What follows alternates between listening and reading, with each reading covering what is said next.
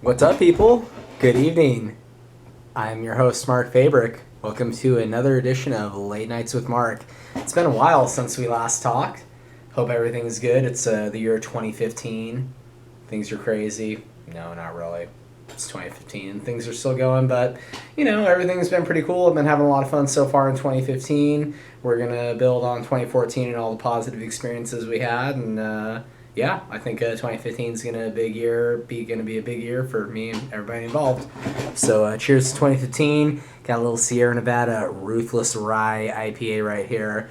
But main thing tonight, I did this pretty cool speed dating thing tonight. Yes, I went off the diving board and did speed dating. It was through speedladating.com. They're like a British service that does it. Really cool company. It was at the MGM Cinema, what was formerly the Exchange down in Glendale. And they've kind of redone it like the ArcLight Cinema. You can, go in and get food and drinks and stuff, and there's, a bar across the way where what used to be Tony Roma's now is much more hip upscale bar, but, they got some cool little fixtures in there, some cool lighting and everything. It looks really nice. It's been a long time since I've been there. As I was telling some of the people there, I remember going there as a kid for movies, so seeing it like that is really, really cool. So definitely want to check out a movie there sometime, and I think, as we know, as the ArcLight has proven to us, there's really nothing cooler than just going to the movies and having a beer. But anyways, to the speed dating thing, oh my god, that was so cool. That was a lot of fun. You meet some really cool people. There were definitely a couple of really hot chicks there. A couple of not so hot chicks there, but, whatever. It's a mixed bag. That's why, you kind of spend a few minutes with one and move on to the other. And basically they give you this little scorecard. It's more or less a scale of 1 to 5. They do it in extremes. 1 was never in a million years. The middle one was not really my cup of tea, and that was the worst I graded anybody. But I was being polite, everyone was nice and was a cool person. Certainly there were a couple girls who weren't my cup of tea for sure. And the other 2 categories mainly were maybe after another drink, and yes, I definitely fancy another go. And you're supposed to pick top 5, and I found 5 top girls who I definitely would fancy another go with. I'm not saying any names because they might watch this, so yeah, we'll see what happens when they follow up. But basically, I'm like, oh my god, this is like advanced scouting for dating. You go in there, find out all the good details right off the bat, the important stuff you need to know. You give, a little scorecard, and you also find out how other people ranked you. This is, advanced stats for dating. It's the coolest thing ever. And if anyone knows me or has read my articles, and I did tout, DodgersOnDeck.com, DodgersOD.com, baby. It's coming up next season. But, I touted that, too. So, everyone knows I love advanced stats. Wow, I've had a couple drinks, so I can't think of any. War plus, WRC plus. You've read the articles. You know which ones I do. Batting average on balls in play. Stuff like that. But, this is, advanced stats for dating. I'll get to find out which chicks thought that I was hot or cool. And, therefore, they'll also get to know, at least the ones who I thought were hot, which ones that I picked off my list. So, you do the math and get some metrics of your own. But, really cool experience. Would recommend that to any single person out there. Obviously, we've seen it spoofed many times in movies, like in The 40-Year-Old Virgin. But, it was really cool. Let's talk about some other things. NFL playoffs this weekend. We are going to the championship games. My gosh, it's a shame. I remember, I think it was in week 1 or week 2, I made picks and was doing some videos, and I totally fell off and didn't do any more, and I apologize to all you guys for that. You deserve better and more insight from me, so yeah, my picks for this weekend.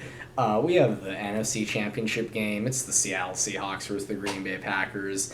Everyone knows I'm a huge Aaron Rodgers and Packers fan. I want to see them win the game.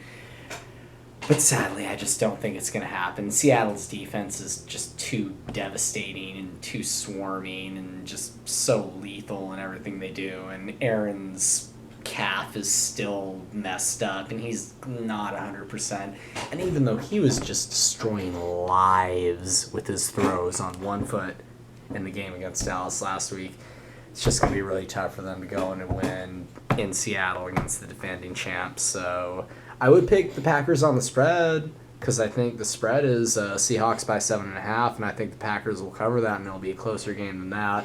But yeah, Seahawks will win the game and advance to their second consecutive Super Bowl, in my opinion. Next, Colts and New England Patriots. 4 seed versus 1 seed. Colts took care of a undermanned Bengals team in the first round and dispatched a apparently impaired physically Peyton Manning in the last round and looked really good doing it. And I've always felt their defense was kind of weak, but they proved me wrong last week. They shut down Peyton Manning and what he wanted to do, but Bill Belichick is a much better coach than John Fox, and he'll come up with a better game plan and make better adjustments than John Fox did for Denver. And I just got to go with the Patriots. You know, the credit to the Colts and their offensive line for keeping Andrew Luck upright. And we know if he has time, he'll absolutely pick you apart because Luck is a beast too. But I just think it's the Patriots' game to win, but also their game to lose too. So, you know, we'll see what happens. But yeah, I'm going Patriots in this one, maybe like 27-20 or something like that. This will be a little bit more high scoring than Packers and Seahawks. I think that one will be a low scoring affair, and that's unfortunately what doesn't bode well for the Packers is that they struggle in those lower scoring games. We know in a shootout, obviously Aaron Rodgers can pull off anything, but it's going to be difficult against this Seattle team. A little basketball. Hottest teams in the NBA is the Atlanta Hawks. They've won like 22 of 28 games, something ridiculous like that. They're the best team in the East. They're 30-8. We know what Golden State's doing out west. Steph Curry would be my pick for MVP. James Harden would probably be right behind him, but Houston's down about 4 or 5. In fact, let's check the standings. Oh, UCLA, USC play basketball. We sometimes forget that those two teams play basketball here in Los Angeles. Go Trojans, but they lost to the Bruins. But, we got Atlanta 31-8 in the East. Golden State's the best team in basketball. They're 31-5. Portland's 30-9, even though they lost to the Clippers last night in a really, really good game. Chris Paul, Blake Griffin really, really stepped up. Clippers got good bench play and supporting play, and that was enough to beat Portland, who, you know, despite a big game from LaMarcus Aldridge, I think he had 36-37, and Damian Lillard did his thing in the fourth, but apparently with an injured hand, Clippers pulled off a good win. But the Clippers are like the 6th seed. Golden State number 1, Portland number 2, Memphis 3, Houston 4, Dallas 5, Clippers 6. I mean, the West is a bloodbath.